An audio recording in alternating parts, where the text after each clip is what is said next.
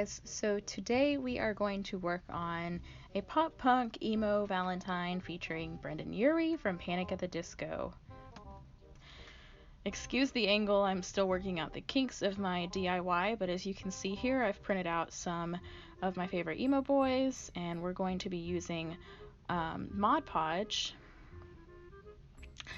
I like the matte kind and the gloss kind because matte kind of smooths it out and gloss gives it a bit of a shine, so whatever effect you're going for.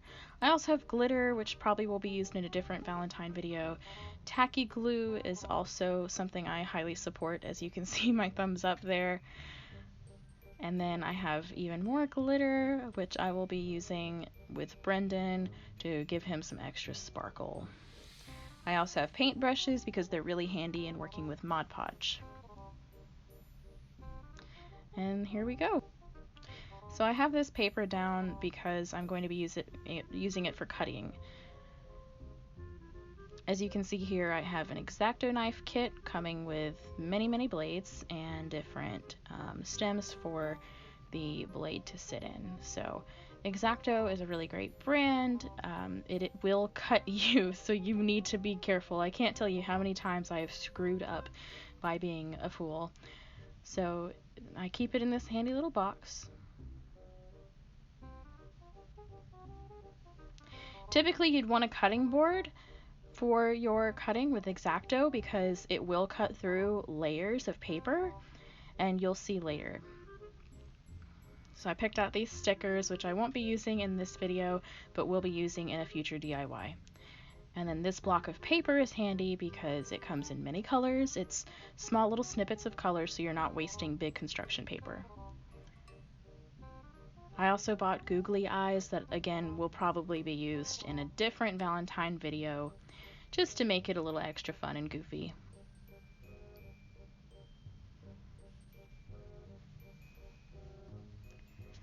And here's all the paper I selected at Michael's. Heads up, you will rack up if you end up adding layers and layers of this fancy paper. My advice is to buy a kit of paper. You can usually find booklets of them in many different sizes, especially this one, which is 12 by 12. That's 12 inches by 12 inches. I also have these cute little jewels that I will be adding to the Fall Out Boy one, which won't be in the DIY video. So I'm going to select some of this paper because I'm interested in cutting out a heart to add to Brendon's Valentine later. So we'll start with a floral paper. It really gives me Pretty Odd vibes. I really enjoy that album and I thought it was very fitting, so I also printed out a picture of Brendon from his 2008 Pretty Odd era. So what I'm doing here is I am cutting the paper because I would like to have a really nice, fluid lines to work with. So what I do is flip over the paper. Usually there's a white background, but oftentimes there won't be, which happens later in the video. I think I may have removed it, but here I'm showing you that I'm doing 4x6.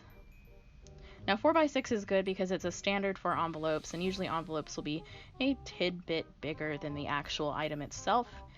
I end up making my Valentine much bigger than the 4x6 when I add a border to it toward the end of the video, but it's a good basis to start with, so prior planning will help you determine how big yours needs to be. But since I'm not really giving these away in a formal manner, it was suitable to have it bigger. But this is just to show you how my method goes when I do that. I usually make tick marks around the edges, marking where the 4 is on the ruler and the 6. Keep in mind that some rulers, the 0 does not start at the edge, and that's very important, so you need to make sure that you start at the 0 tick mark when you're measuring, hence why you might see that I redid it a couple times here in red and blue ink. So my correct measurements are in the blue ink.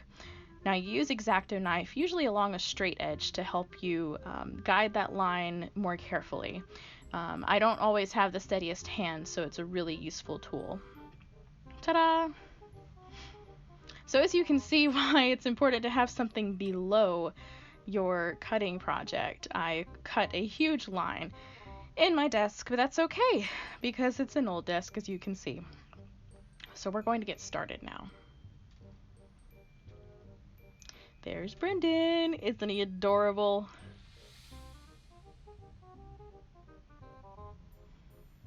So I cut out a phrase from the song Mad as Rabbits from the Pretty Odd album, and I took it and made it Valentine-y. Or as I'm going to start saying, Halloween, which I learned from the YouTuber Halloween Happy. So I really like that term as a spooky girl myself. Contrary to what you see here, wearing the pink, I was feeling comfortable during this video. I needed to feel comfortable doing my DIY since I'd be sitting here a while. So as you can see here, I am placing Brendon on the paper and seeing where I like him the most, and I think that's an agreeable spot. But before I settle in positioning everything, I think I'm going to add some glitter because I really want to add some shine to this. The best way to add glitter, in my opinion, is to use Mod Podge, so we will. I am going to also cut out a shape from the pink here. I'd like to add a little accent heart when I eventually glue everything down. So that's one of the things I like most about the block of paper, is that you're not using too much paper to cut out little shapes or even apply borders. So instead of wasting paper, you're actually kind of saving paper. At least I like to think of it as that. So I originally cut out the first heart with an Xacto, and since I'm not a steady hand, I decided to cut it out with scissors because it made more sense to me and it was a lot smoother. Alright, so we're going to start with a Mod Podge. I'm going to take a thicker brush and spread it across the floral print.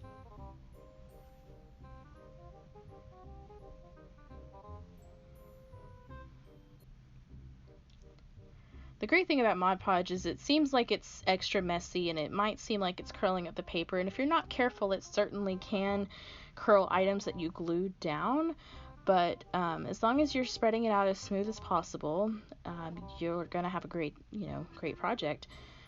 So this is what I'm doing. I like Mod Podge better for applying glitter to objects like this. It's always just been easier for me than dealing with Elmer glue, but Tacky Glue is a good second. It just doesn't smooth out quite the same as Mod Podge. Mod Podge has a bit of a more liquidy texture compared to Tacky Glue, so that's what makes it so spreadable. Now there's better ways to glitter things up, and I completely forgot that I had a little filter, kind of like a Parmesan cheese cup, with my glitter bottle here, so I definitely went the extra mile in making a mess. But as you can see here, I'm gently spreading it across my paper, distributing the glitter to as many places as possible. I do end up missing some in the final product, but that's okay. It's just a creative process, and you learn from your mistakes. So you can probably see the little gap here. There is a teensy gap where there really isn't any glitter, let alone enough glue to hold that glitter. So we'll just take the paintbrush and put a little more glue on it, and then we have our glitter back on there.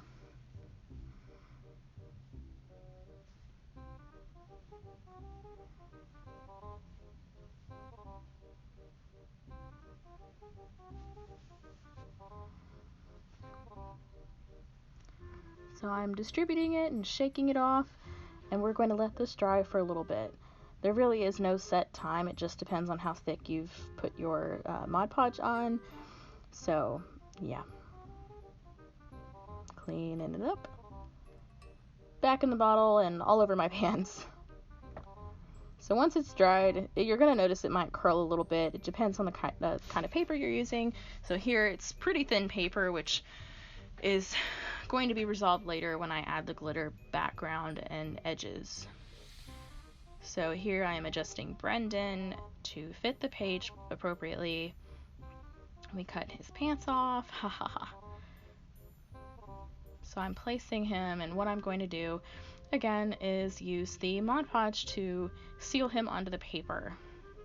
Again, it's not a major deal, but I've noticed more often than not, if you use anything other than Mod Podge to apply things, you're more likely to experience wrinkles with like Elmer glue and even Tacky Glue at times. Tacky Glue is especially good for things like the jewels you see here laid out on my desk.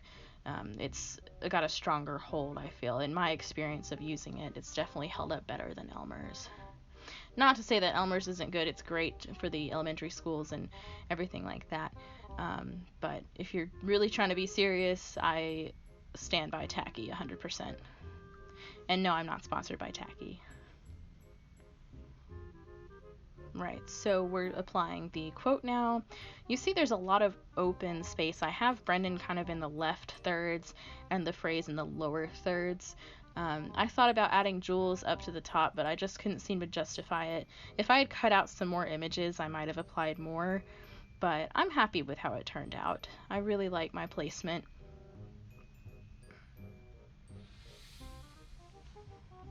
So what I'm doing here is I'm applying Mod Podge to the top. So not only do I get the, I'm using the matte Mod Podge. So I'm going to have a matte finish to it, which kind of preserves those bits of glitter that were glued on, because while they are sealed on the bottom, they are not sealed on the top.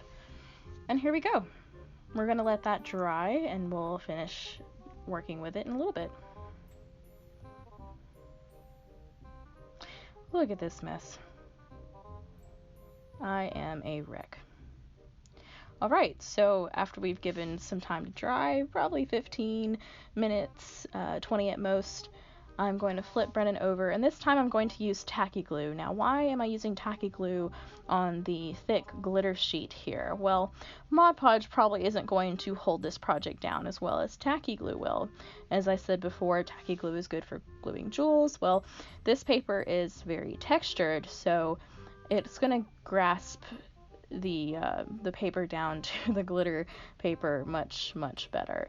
But the only thing is you need to make sure your distribution is okay, because you'll see in a little bit that I have to adjust the corners of the project.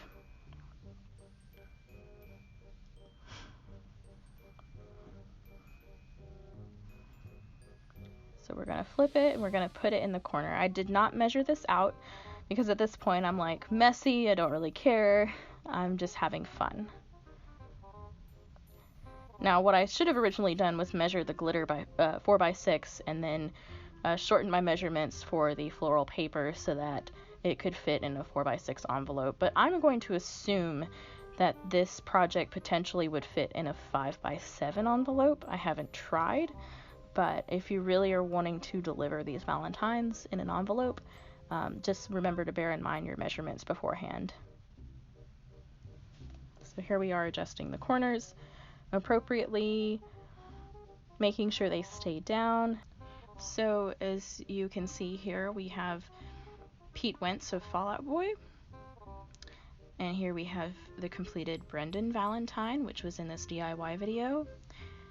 And then there's Hayley Williams from Paramore that we will have in a separate video. Thank you guys for watching. I really hope you enjoyed this Valentine video, or if you will, Halloween, as coined by the YouTuber Halloween Happy. And I hope to see you next time. Thanks. Bye. Keep it real. I mean, creep it real. Whatever.